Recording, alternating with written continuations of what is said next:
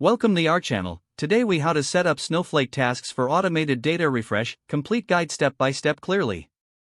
To get started with setting up Snowflake tasks for automated data refresh, log in to your Snowflake account.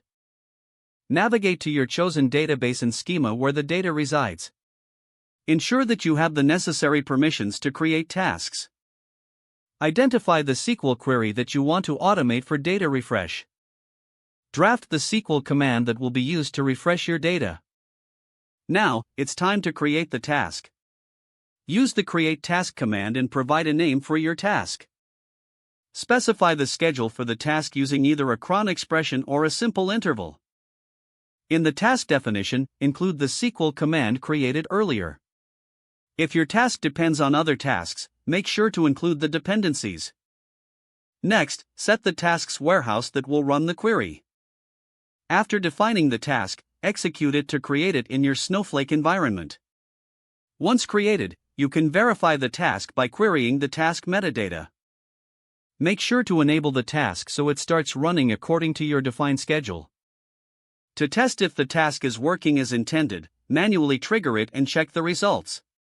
Monitor the task execution history to ensure it is running successfully. Adjust the task schedule or SQL command as needed for optimal performance. Finally, ensure you have a strategy for monitoring and logging task executions for troubleshooting purposes. If the page does not load, refresh the browser or try again in a private or incognito window. Make sure you are using the correct email address, then retype it carefully to avoid small typos. If your password is not accepted, use the reset option and create a new strong password you can remember. Check your spam folder for verification or security emails, then complete any requested confirmation steps.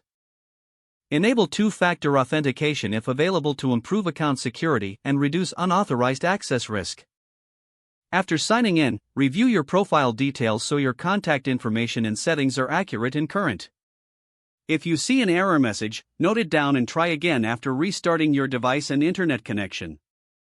Log out when you finish, especially on shared devices, to keep your account and payment information secure.